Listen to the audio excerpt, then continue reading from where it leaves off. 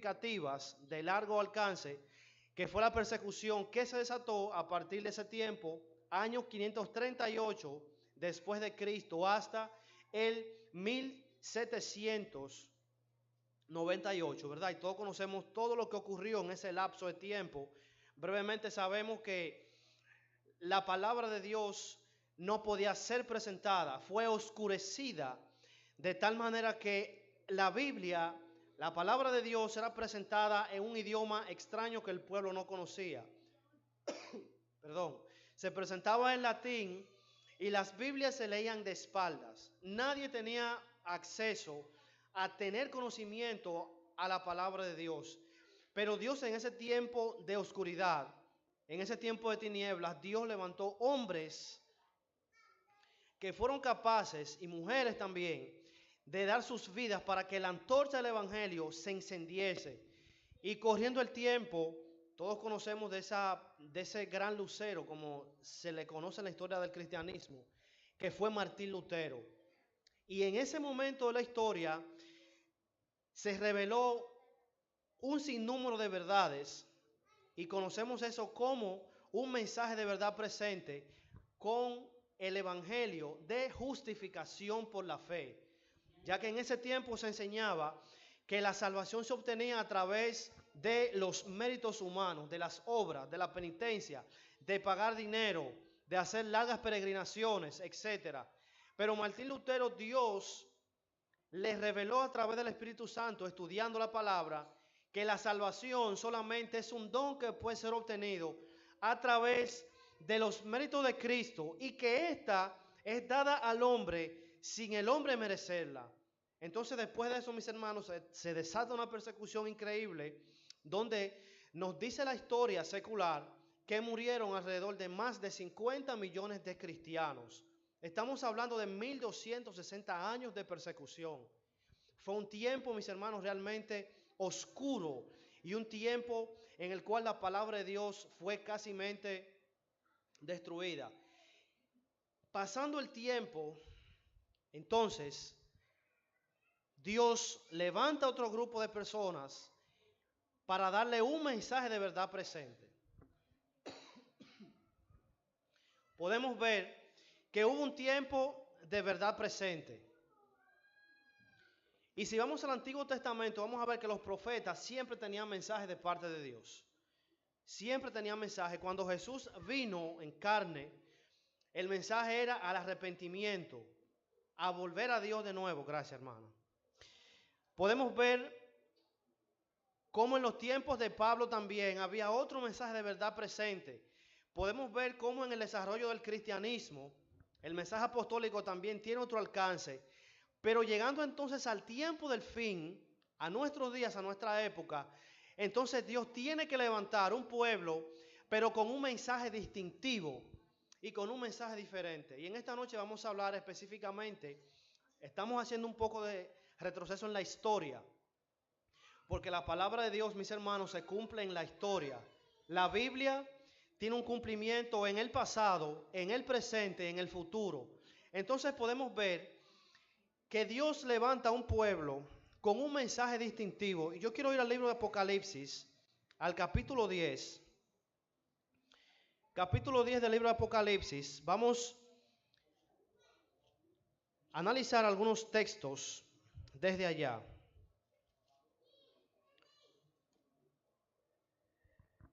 El capítulo 10 de Apocalipsis, voy a leer algunos versículos, dice: entonces vi descender del cielo a otro ángel poderoso, envuelto en una nube, y el arco iris sobre su cabeza. Su rostro era como el sol, sus piernas como columnas de fuego. Tenía en su mano un librito abierto. ¿Qué tenía en su mano? Vamos a ver si estaba abierto. Si utilizamos el sentido común, posteriormente, ¿cómo estaba el libro entonces? Estaba cerrado. Entonces en la Biblia hay una serie de escenas donde aparece un libro que es sellado y que también es cerrado. ¿Cuál libro es ese? El libro de Daniel, que juntamente con el de Apocalipsis forman un juego de profecías y de eventos que se iban a ir sucediendo en el devenir de la historia, y en el futuro. Entonces dice acá, y clamó a gran voz como ruge un león, y cuando hubo clamado, 7 truenos emitieron sus voces. Y cuando los 7 truenos hablaron, yo iba a escribir, pero una voz del cielo me dijo, sella lo que dijeron los 7 truenos y no lo escribas.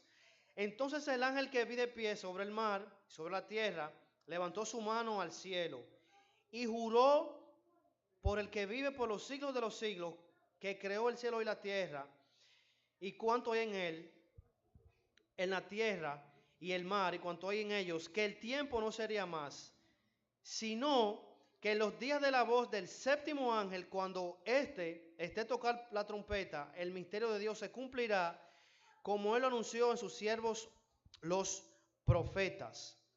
Y dice el versículo 8, la voz que oí del cielo me habló otra vez y me dijo, ve, toma el librito abierto de la mano del ángel que está de pie sobre el mar y sobre la tierra. Fui al ángel y le pedí que me diese el librito, y él me dijo, toma, cómelo. Será dulce como la miel en tu boca, pero amargo en tu estómago. Entonces tomé el librito de la mano del ángel y lo comí, y en mi boca fue dulce como la miel, pero después que lo comí, fue amargo en mi estómago. Y el versículo 11 finalmente nos dice, y él me dijo, es necesario que otra vez profetices a muchos pueblos y naciones, lenguas y reyes. Rápidamente, sabemos que Apocalipsis es un libro que está escrito bajo símbolo. Casi el 96% del libro de Apocalipsis está escrito bajo símbolo, y cada símbolo encuentra un significado en el mismo libro. Por ejemplo, el ángel tiene una simbología en el libro de Apocalipsis que se puede ver en el capítulo 1, cuando Jesús le dice al apóstol Juan, escribe al ángel de la iglesia de la Odisea, escribe al ángel de la iglesia. Se está refiriendo a los mensajeros. Cuando nos habla de un ángel en la Biblia, nos está hablando en el contexto profético de Apocalipsis de un mensajero. En este caso, nos está hablando de quién. Nos está hablando de una iglesia o de un pueblo que iba a dar un mensaje diferente, distintivo, en un tiempo determinado de la historia. Porque aquí vemos que al final de los textos, el ángel le dice, es necesario que hagas que de nuevo, ¿qué? ¿Y qué es profetizar? Profetizar es dar un mensaje de parte de Dios, pero en un momento determinado del tiempo. Entonces, mis hermanos, si vemos Apocalipsis y la estructura, podemos ver que este mensaje tuvo que ser dado después del año 1798, donde terminan los 1260 años de persecución. Inmediatamente entonces ahí se levanta un pueblo. Dios levanta un pueblo con verdades distintivas. Y el capítulo 14 de Apocalipsis nos da algunos detalles de los primeros y segundos mensajes de los ángeles de Apocalipsis. Nos dice Apocalipsis 14:6, entonces vi otro ángel que volaba en el cielo con el evangelio eterno para predicarlo a los que habitan en la tierra, a toda nación, tribu, lengua y pueblo. Y decía a gran voz, reverenciad a Dios y dadle gloria, porque ha llegado la hora de su juicio. ¿De qué ha llegado la hora? Y adorad al que hizo el cielo, la tierra, el mar y las fuentes de las aguas. De manera que el mensaje que se está orquestando, que se está formando, es un mensaje de ¿qué? Un mensaje de juicio, y que envuelve también gran parte de lo que tiene que ver la verdadera adoración. ¿Cómo y cuándo nace el mensaje, mis hermanos? Para esa fecha, para los años 1840, un predicador llamado Guillermo Miller, granjero de Estados Unidos, estaba predicando. Él era bautista. La iglesia adventista no existía como sí. El movimiento adventista se forma y nace completamente, o se formaliza, es en el año 1863, cuando nuestra iglesia se origina por completo para esa fecha. Guillermo Miller estaba estudiando las profecías y en su apasionado estudio de la palabra de Dios, él se dedicó a estudiar las profecías de Daniel y Apocalipsis y los eventos que tenían que ver con el fin del tiempo. Y en su estudio, Guillermo Miller entonces descubrió algo. Y él descubrió que Jesús iba a regresar a la tierra para el año 1844 de esa época, específicamente el 22 de octubre. ¿Por qué 22 de octubre, mis hermanos, de 1844? ¿Cómo podemos ver en la Biblia que eso tiene un asidero bíblico? Miren, mis hermanos, hay un texto del Espíritu de Profecía del conflicto de los siglos.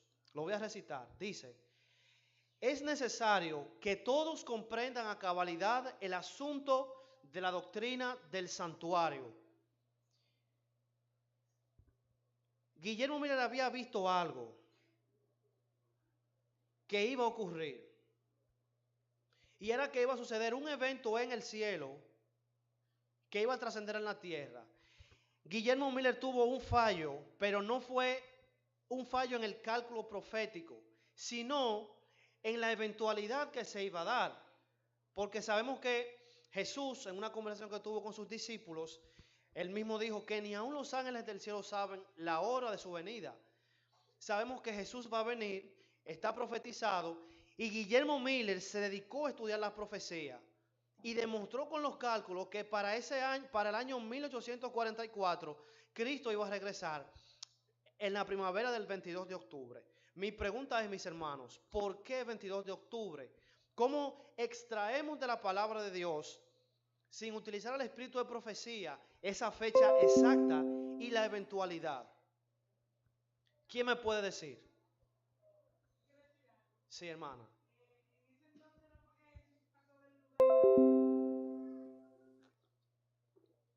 Sí. Cristo pasó de una fase a otra. Pero vamos a explicar hasta llegar allá y en el proceso qué fue lo que ocurrió. Pero, ¿sí?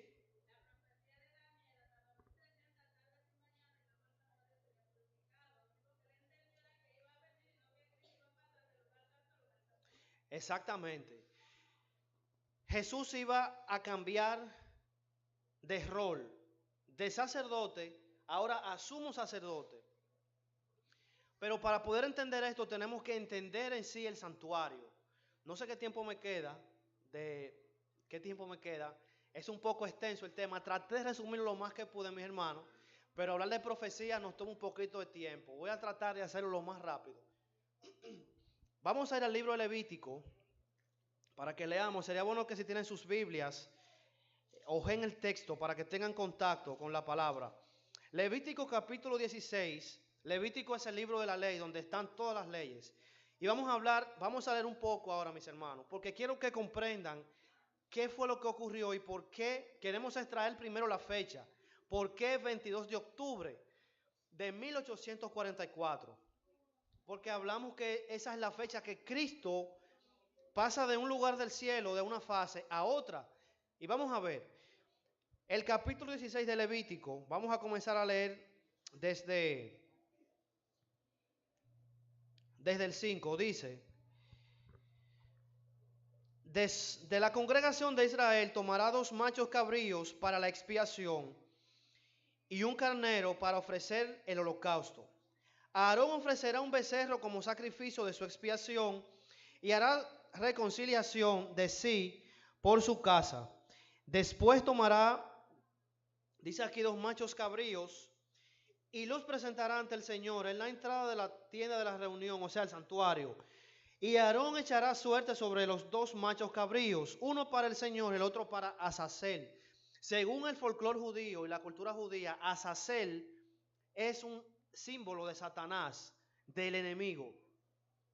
Y nos dice aquí: tomará el macho cabrío que tocó en suerte al Señor y lo ofrecerá en expiación, pero el macho cabrío que tocó en suerte para Azazel lo presentará vivo ante el Señor para efectuar la reconciliación sobre él y enviándolo al desierto como culpable. Aarón tomará el becerro, para su expiación y hará reconciliación por sí y por su casa y lo degollará como sacrificio de expiación. Después tomará el incensario y lo llenará de brasas tomados del altar que está ante el Señor. Tomará 2 puñados de incienso aromático molido y lo llevará al exterior detrás del velo. Pondrá el incienso sobre el fuego que arde ante el Señor y la nube del incienso cubrirá el propiciatorio que está sobre el testimonio y así no morirá. Luego tomará un poco de sangre del becerro y con su dedo rociará al lado oriental del propiciatorio y con su dedo esparcirá la sangre 7 veces ante el propiciatorio. Después degollará para el sacrificio del pueblo. Llevará la sangre al interior detrás del velo y hará con la sangre como hizo con la sangre del becerro y esparcirá sobre el propiciatorio y delante de él. Así purificará el santuario. Así que purificará el santuario de las impurezas de los israelitas, de sus rebeliones, y así hará también con la tienda de la reunión que reside ante ellos en medio de sus impurezas. Quiero detenerme aquí, mis hermanos, para que analicemos algo.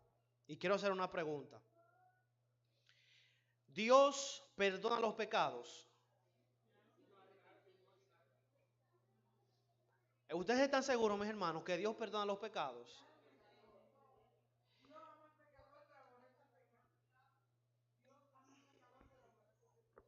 Vamos a ver el santuario, mis hermanos. Por esto es necesario que entendamos la simbología y el juego que hay en el santuario. Miren, cuando alguien cometía un pecado anteriormente, había un proceso para perdonar ese pecado.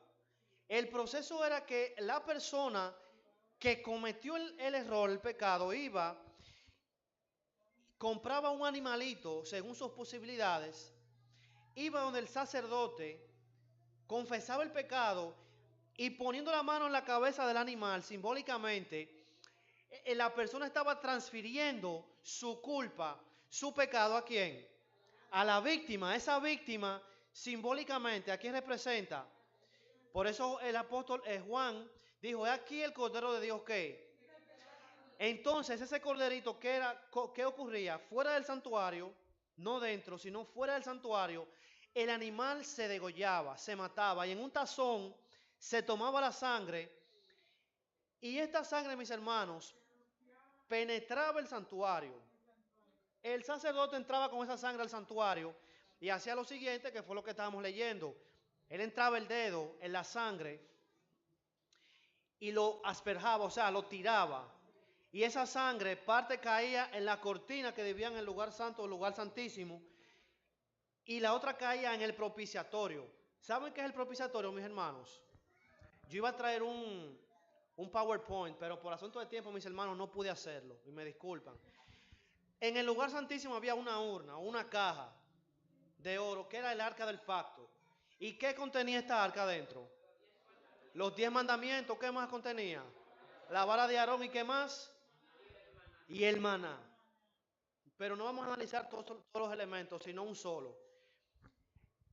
El propiciatorio, que en otra versión en otras versiones, esto se llama en hebreo, en griego, perdón, el asiento de la misericordia. Por eso el libro de Hebreos dice que Jesús es nuestra propiciación. Jesús es quien nos cubre de que la ley no recaiga su maldición sobre nosotros. Entonces, miren, vamos a ver el proceso. Esa sangre simbolizaba que alguien tenía que pagar ¿qué? La transgresión de una ley que es santa, perfecta, justa y buena.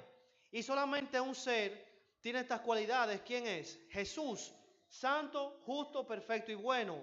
Al igual modo, la ley tiene estas características y el oferente o el pecador no tenía esta característica. Por ende necesitaba alguien que estuviera a nivel de la ley para que satisfaciera sus demandas. Cuando esta sangre era rociada ahí, simbólicamente, a la ley se le estaba pagando. Porque dice el texto sagrado en Romanos que la paga del pecado, ¿qué es? Después que pasaba el año, que llegaba el año, en Israel había una fiesta que se llamaba el día de la expiación, o el día de Yom Kippur, o el día del perdón. Y vamos a leer el versículo 29 para analizarlo, entonces continuar y respondamos la pregunta, a ver qué es lo que hace Dios con el pecado y con los pecadores. Dice, 29 del capítulo 16. Tendréis esto por decreto perpetuo. El día 10 del séptimo mes ayunaréis.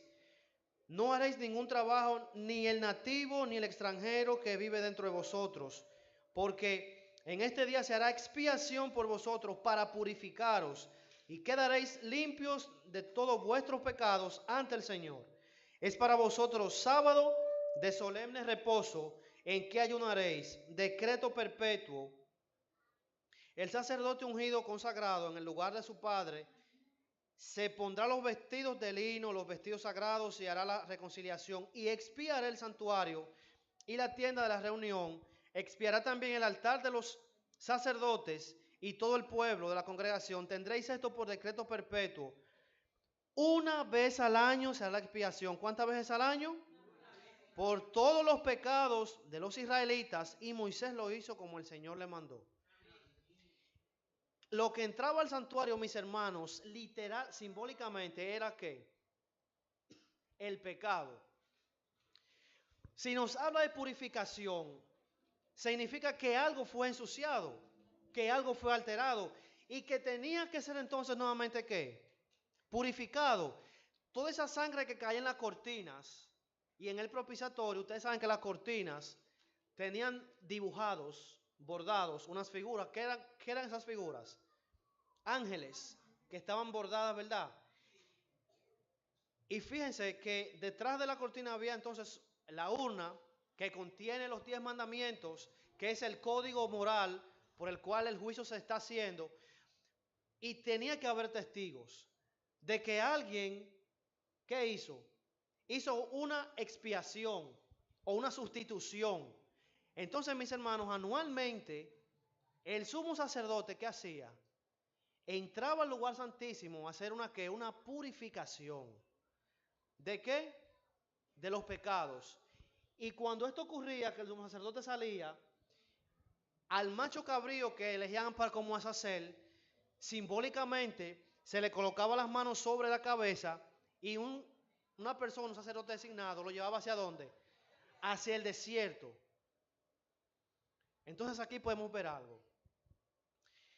Los pecados, mis hermanos, no son perdonados. Nosotros somos perdonados de los pecados.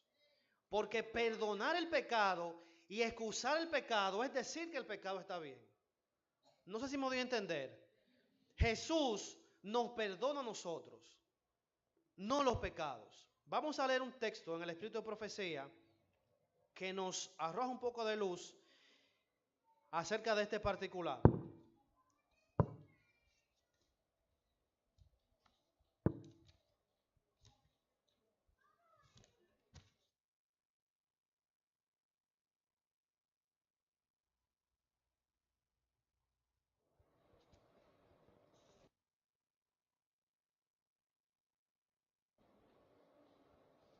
Vamos a ver, ahora no encuentro el texto. Vamos a buscar lo que está acá. Vamos a ver.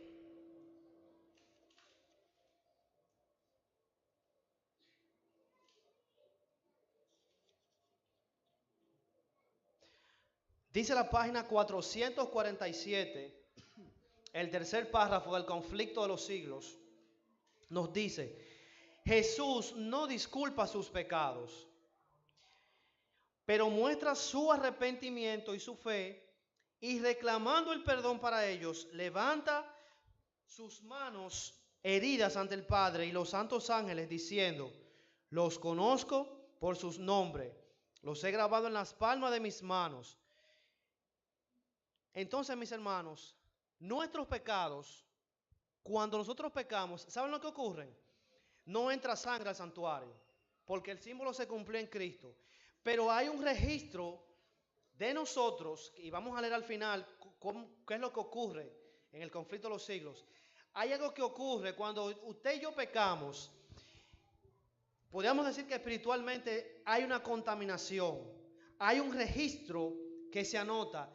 Y fíjense que al final del tiempo, los pecados del pueblo de Dios no son perdonados, sino que el pueblo de Dios es perdonado, limpiado de los pecados. Y los pecados entonces, ¿sobre quién son depositados? Sobre el diablo, ¿verdad? Que queda 1000 años solo aquí en la tierra como un desierto, como lo que ocurría en el libro Levítico, que el macho cabrío se iba, lo echaban al desierto hasta que moría. Entonces todos los pecados, todas las acciones que Satanás motivó e hizo que nosotros hiciéramos, entonces le son dados a él, y él entonces después de 1000 años va a pagar esas consecuencias. ¿Vamos entendiendo, mis hermanos, más o menos? ¿Vamos entendiendo? ¿Amén? Bien. Guillermo Miller está estudiando y ve todo esto, y dice que el santuario iba a ser purificado. Y para la mañana del 22 de octubre del año 1844, mis hermanos, lamentablemente no ocurrió nada. No ocurrió nada. De ahí surge la palabra el gran chasco. Se chasquearon. Muchos hermanos vendieron sus propiedades, sus empresas. Todo se puso a la disposición de la predicación del mensaje. Y no ocurrió nada. Fue un gran chasco. Y de paso, a nosotros como iglesia, se nos ha malentendido porque los que critican ese evento no han ido al texto sagrado y han estudiado con detenimiento qué fue lo que ocurrió. La sierva del Señor nos dice en el libro Cristo en su santuario que el mismo Dios fue que permitió que ese error se diera. ¿Para qué? Para que entonces ocurriera otro evento.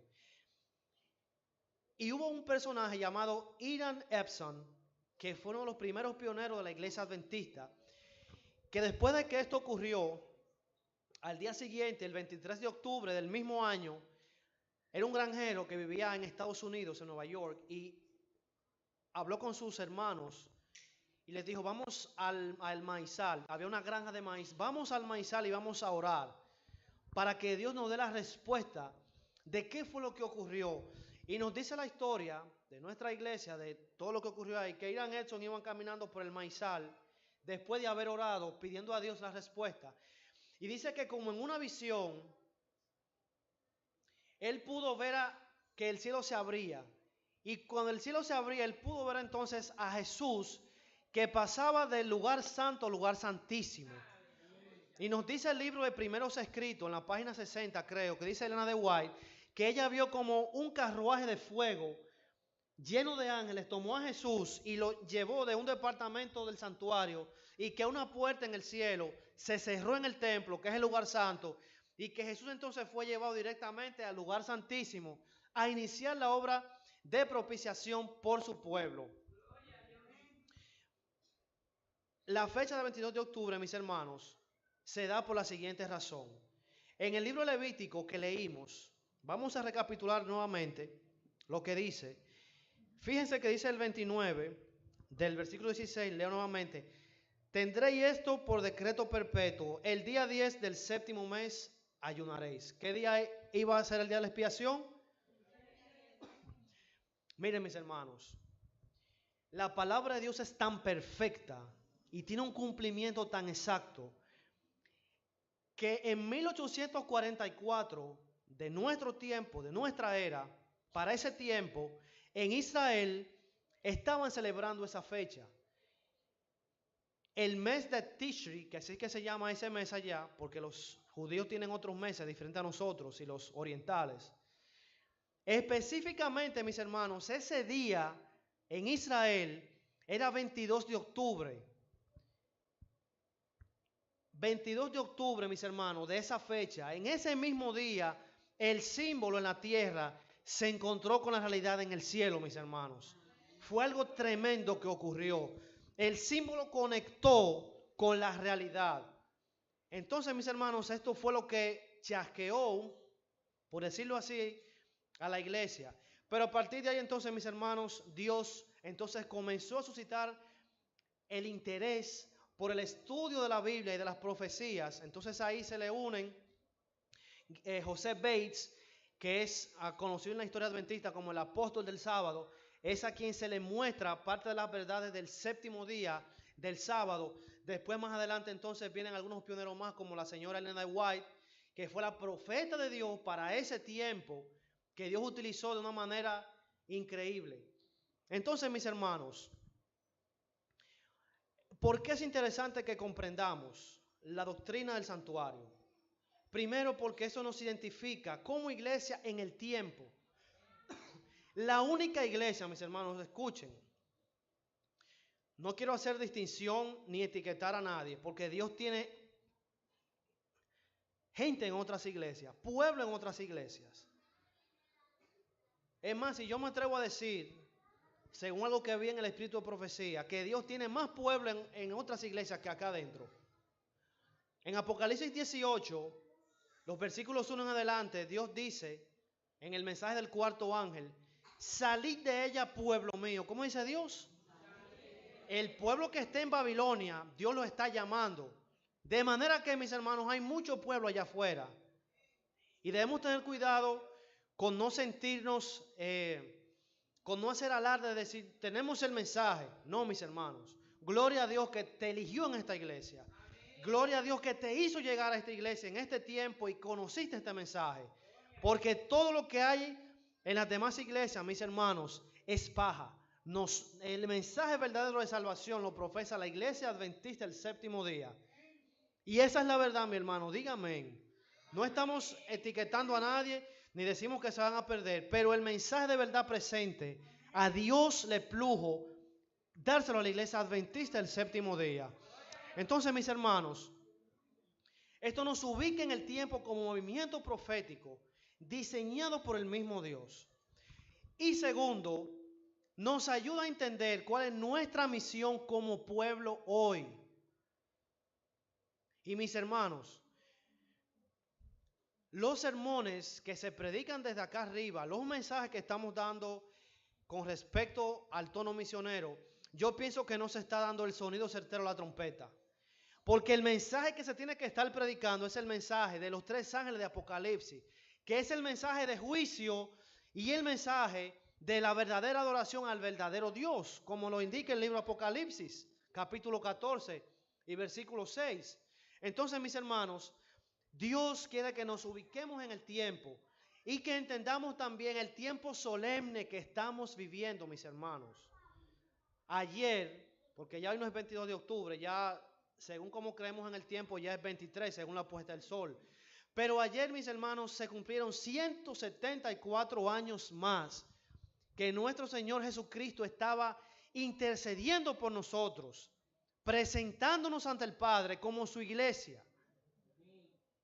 Y debemos aprovechar, mis hermanos, los beneficios que conlleva no solamente creer en este mensaje, sino formar parte de este mensaje, mis hermanos. Y debemos comprometernos con este mensaje. Miren, yo que me muevo diario, yo trabajo en Santo Domingo, yo siempre ando con un paquete de literatura con los mensajes del sábado, la inmortalidad del alma, el juicio, el santuario, el estilo de vida, porque eso es lo que caracteriza a la iglesia adventista, mis hermanos. Incluso el mismo santuario es un símbolo de los mensajes que debemos predicar. Si nosotros vemos el santuario estructurado, que representa justificación, santificación y glorificación, que es el proceso del creyente, y vamos viendo las cosas que ocurren dentro, por ejemplo, afuera se hace un sacrificio, eso es la justificación. Todo el mundo cristiano protestante cree que fue justificado por Cristo, ¿verdad? Todos creemos que Jesús murió en la cruz. Cuando vamos al lugar santo vemos los panes que representan la palabra de Dios. Vemos la lámpara que representan el Espíritu Santo. Vemos también el incienso que representa la oración, o sea, la comunión de la iglesia.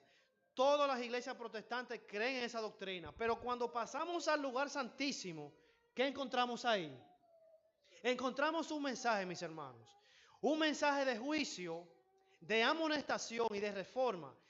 En la urna de donde estaban los 10 mandamientos contenía dos elementos más, dijimos. La vara de Aarón, que reverdeció otra vez, y el maná.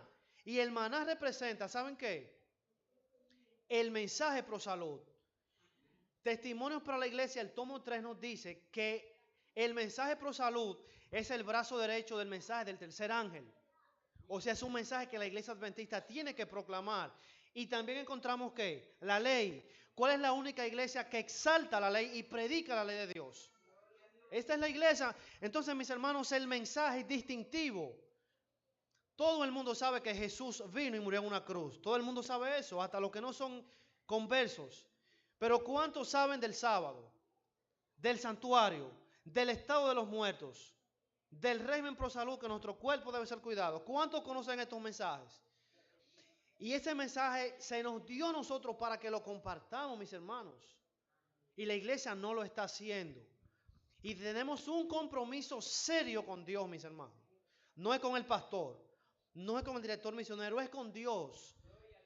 Mis hermanos, quisiera finalizar con algunos textos del Espíritu de Profecía. Del capítulo del juicio investigador. Voy a leer algunos textos breves. Y espero que estos textos nos puedan ayudar, mis hermanos. Dice aquí, con referencia al juicio investigador, dice, página 445 del conflicto de los siglos nos dice. Quisiera, mis hermanos, que prestaran atención porque estos textos yo sé que van a impactar nuestras vidas, mis hermanos. Dice así, la obra de cada uno pasa bajo la mirada de Dios y es registrada e imputada ya como señal de fidelidad, ya de infidelidad. Frente a cada nombre en los libros del cielo aparecen con terrible exactitud cada mala palabra, cada acto egoísta, cada deber descuidado y cada pecado secreto, con todas las tretas, los momentos perdidos, las oportunidades desperdiciadas, la influencia ejercida para bien o para el mal, con sus abarcantes resultados, todo fue registrado por el ángel anotador. Y nos dice otro texto, a medida que los libros de memoria se van abriendo en el juicio, las vidas de todos los que hayan creído en Jesús pasan ante Dios para ser examinadas por Él. Empezando con los que vivieron los primeros días en la tierra. Nuestro abogado, presenta los casos de cada generación sucesiva y termina con los vivos. Cada nombre es mencionado, cada caso cuidadosamente investigado. Habrá nombres, mis hermanos, escuchen aquí, que serán aceptados y otros rechazados. En caso de que alguien tenga en los libros de memoria pecados de los cuales no se haya arrepentido y que no hayan sido perdonados, su nombre será borrado del libro de la vida y la mención de sus buenas obras será borrada de los registros de Dios. El Señor declaró a Moisés, al que haya pecado contra mí, a este borraré de mi libro. Y dice otro más, mis hermanos, qué pensamiento tan solemne. Cada día que transcurre lleva consigo su raudal de apuntes para los libros del cielo. Jamás, dice aquí, no pueden ser retirados jamás. Los ángeles tomaron nota tanto de lo bueno como de lo malo. El más poderoso conquistador de este mundo no puede revocar el registro de un solo día, ni siquiera nuestros actos, nuestras palabras, hasta nuestros más secretos motivos. Todo tiene un peso en la decisión de nuestro destino para dicha o desdicha. Podremos olvidarlos, pero no por eso dejan de testificar en nuestro favor o en contra nuestra. Y finalmente, mis hermanos, dice aquí, Dios, sin embargo, Él examinará caso por caso la vida de cada individuo de un modo tan minucioso como si no hubiese otro ser en la tierra. Cada cual tiene que ser probado y encontrado sin falta, ni arruga ni cosa semejante. Mis hermanos, estamos viviendo en un tiempo solemne. A veces jugamos con nuestra salvación, jugamos con el pecado, jugamos con las tentaciones. No queremos despojarnos de las cosas que llevamos dentro, que sabemos que están mal. Y mis hermanos, yo quisiera hacer un llamado en esta noche finalmente, Porque las profecías no son para asustarnos, ni para ponernos un sentido de expectación, sino más bien para acercarnos a Dios, para que podamos aprovechar los méritos de Cristo en nuestro favor. Porque, mis hermanos, les quiero confesar algo, miren. Nosotros no sabemos, en primer lugar, cuándo Jesús va a regresar. ¿Quién lo sabe? Nadie sabe. Ahora, ¿cuándo sabe usted que va a morir? ¿Quién sabe eso? No sabemos, mis hermanos. De manera que debemos estar preparados. La preparación, mis hermanos, es ahora. El tiempo de preparación es ahora. No es mañana, es hoy. Y esta noche, mis hermanos, quiero hacer un llamado finalmente. Y quiero hacer una oración para que nos reconciliemos con Dios si hemos ido un poco lejos.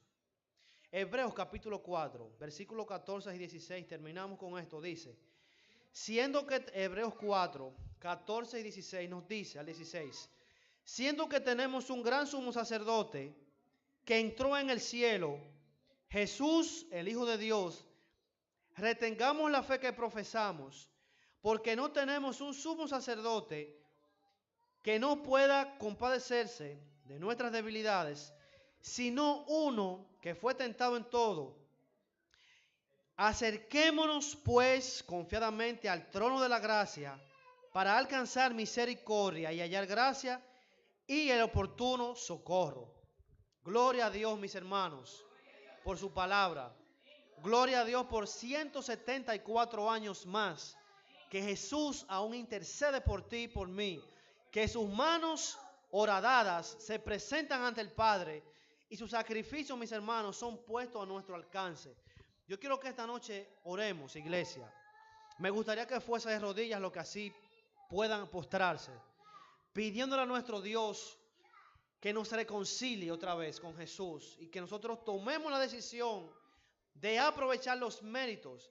Y si algún pecado hay, mis hermanos, que aún tenemos oportunidad, que ese pecado entre al santuario por la fe, para que Cristo pueda perdonarnos y darnos la eterna redención, mis hermanos. Oramos.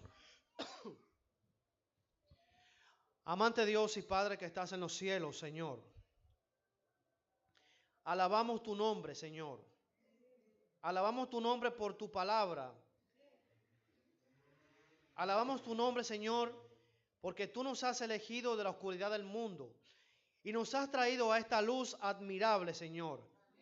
Gracias porque dentro de tanta confusión, Señor, dentro de tantas creencias extrañas, dentro de tantos mitos, Señor, tú nos has dado a beber tu verdad pura sin alteración, Padre. Ayúdanos a beneficiarnos, Señor, y a apropiarnos de tus verdades, a vivirlas, a predicarlas, Señor, a compartirlas con otros. Ayúdanos ahora que hay tiempo a entrar nuestros pecados al santuario a través de la fe, Señor. Si hay alguno que ha ido lejos de Dios, Señor, si hemos caminado lejos de ti, si hemos estado acariciando algún pecado, algún pensamiento, deseo, acto, que por tu misericordia, que por tu gracia, Señor, podamos despojarnos de todo y podamos recibir de ti el oportuno socorro, Señor. Que si nuestros nombres, Señor, son mencionados, podamos hallar, Señor, misericordia y oportuno socorro. Bendice a tu iglesia esta noche, Señor. Cada uno de los que vino, aun los que no vinieron, cúbrelos con tu sangre, Señor. Que esa sangre preciosa cada día nos cubra, nos bañe y nos limpie de toda maldad, Señor. Vamos hacia nuestros hogares y suplicamos tu bendición, Señor. Te lo pedimos en el nombre de Jesús. Amén. Mis hermanos, feliz resto de la noche. Que la paz de Dios los acompañe y que la comunión del Espíritu pueda, mis hermanos, ayudarnos a llegar hasta el día final. Dios me lo bendiga.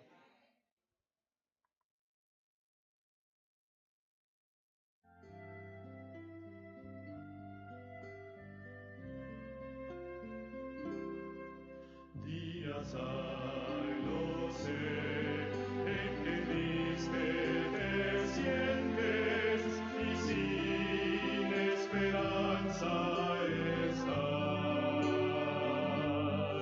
Pero existe un Dios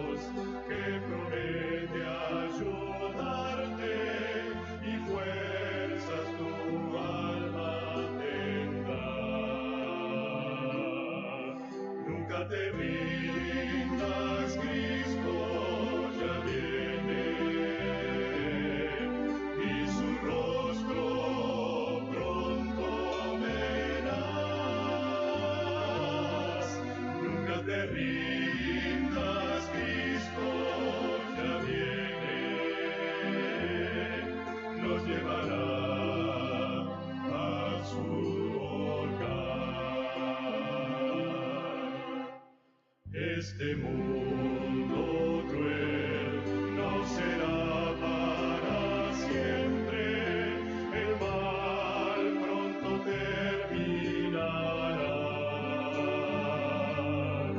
Y mi fe en Jesús cada día es más fuerte, pues sé que Jesús volverá.